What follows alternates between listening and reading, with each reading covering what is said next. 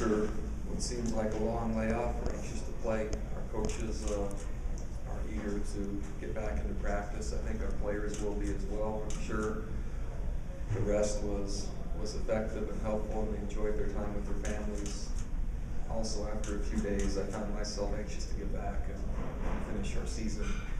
And I think that'll be the mindset that our team shows. We'll work Monday through Wednesday aggressively here in Provo before we board the flight Wednesday. Thursday will be basically the players' chance to enjoy just being on the island and have a practice there. But again, our focus will be to get the majority of work done Monday through Wednesday here because we had a couple days last week. We're looking forward to renewing this rivalry. It's been a long time. I haven't been to Hawaii with BYU. Last time I was there was with the University of New Mexico. I've only been there twice total in terms of my coaching career. And I know at one point this was a significant game for both schools, and possibly we could redevelop or develop that again into a game like that. And this will be one of the first steps. So I'll take questions now. Bronco, do you know today who your quarterback will be on Saturday? I don't. Riley has another checkup this week. There'll be another CT scan, etc. to check. Again, he's been cleared to fly. That doesn't necessarily mean he's been cleared to play yet. And so we're going to take it. We're going to prepare both quarterbacks all the way through the week. And then hopefully as more information comes from the medical staff, the more we'll know. But I think the CT scan is today, if I'm not mistaken. If Riley were cleared to play, I would start Riley. Seems like anytime somebody travels over to Hawaii, the word distraction gets brought up. Can you talk about any possible distractions with traveling over there? Yeah, I checked the surf report. It's supposed to be good. So if I'm not there at the game, then you'll know what's happened.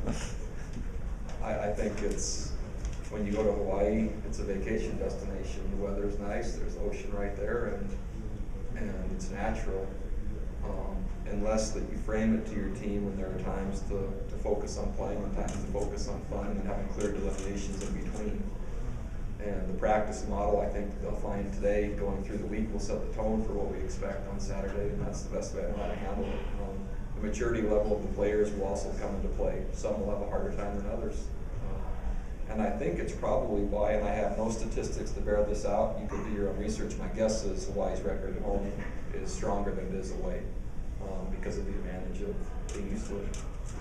Does recruiting play in at all to your desire to rekindle this matchup with Hawaii? Sure. I mean, a chance for, if a young man comes here and plays, let's say it was just 4 seasons, the chance to go home twice and to have his family see him play, I think that's a big deal. And it has also been part of the strategic plan you'll see going forward, not necessarily this year, of different destinations we play, of trying to open up recruiting areas just through exposure. How about the extra game it allows you to play too? Yeah, that part is, I kind of take, I'm on the fence with 13 games is a lot, and then to play a 14th as a bowl game, that's, I guess it depends on the financial circumstances of your athletic department and program, but man, by the time you get to 13, you're about ready to call it good, I think. Hawaii lost their starting quarterback a couple of weeks ago. Does that change the way you prepare for them? We've taken a hard look at that, and really the nature of their offense hasn't changed one bit. They've played 2 different quarterbacks since then. The routes haven't changed. The receivers, in terms of personnel, hasn't changed. The running back hasn't changed, nor the offensive linemen. They're just doing it with different quarterbacks. And short of the experience benefit, they still seem to be moving the ball effectively. They throw it for about 300, run it for about 100 a game, and score a lot of points. So I think Hawaii is more systematic than personnel driven.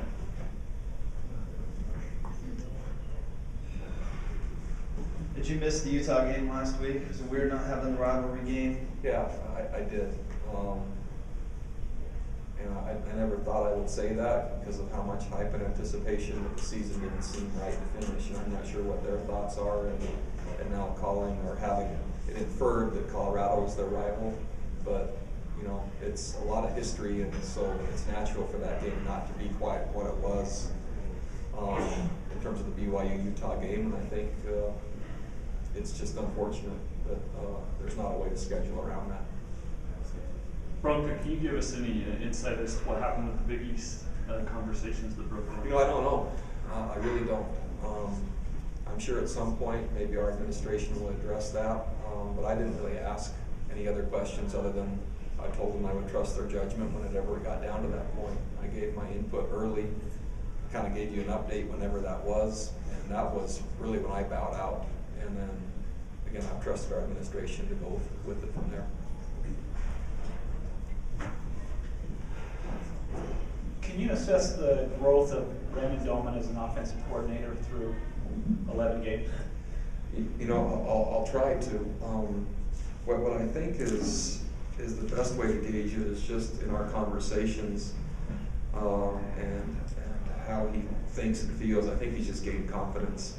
And so a lot of uncertainties to where in our spring game, as we were joking with each other, even having fans in the stadium for our first scrimmage seemed to make a difference to him, and I had forgotten, well, yeah, that's right, this will be the first time he's calling plays in front of somebody. Not that might seem like a significant thing.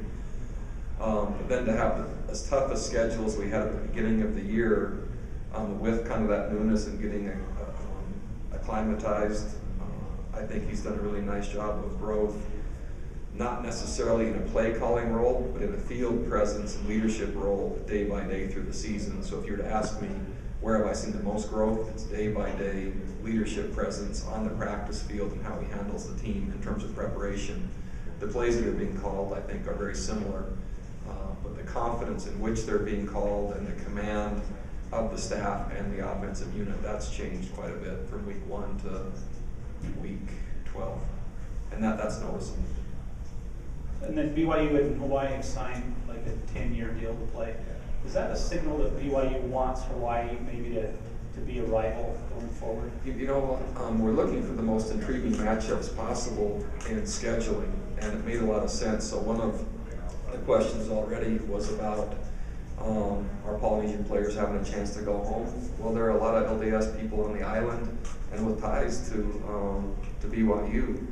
And at one point, the stadium used to be full, maybe not for any other game in the season other than the BYU game. And I would love to have Utah still as the last game of the season. If not, then I would like to work hard, not getting much cooperation from conference affiliations, but I'd love to have maybe Hawaii be the last game of the season. I'd love to have the last game of the season have something of special significance before your bowl game. And it just, I think, is good for college football. And so, again, if it can't be the University of Utah, maybe that's the front end, then maybe we work hard to, that was the intent anyway, Jay. Whether we can get that pulled off or not, I'm not sure.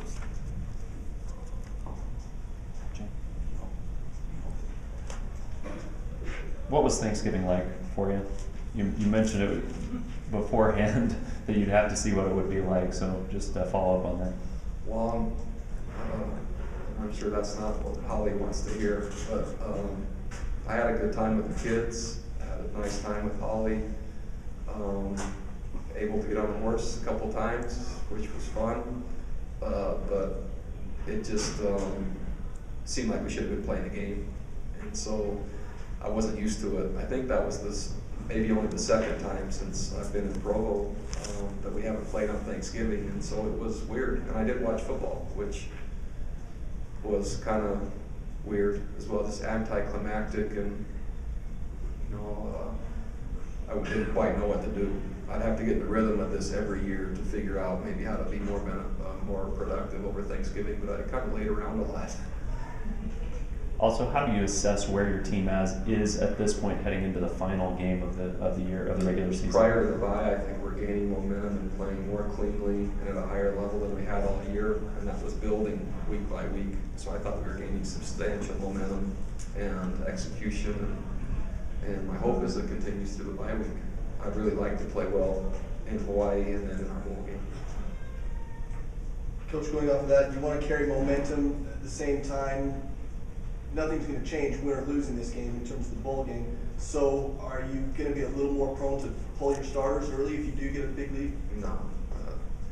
And I'm not sure that will happen, but it'll be managed very similar to the last few games, and we're trying to play as good a football as we possibly can with the time we have remaining in relation to our potential, which I don't think we've met yet, but we are getting closer. And when that happens, we have a very good team. Anything else? Okay, thank you.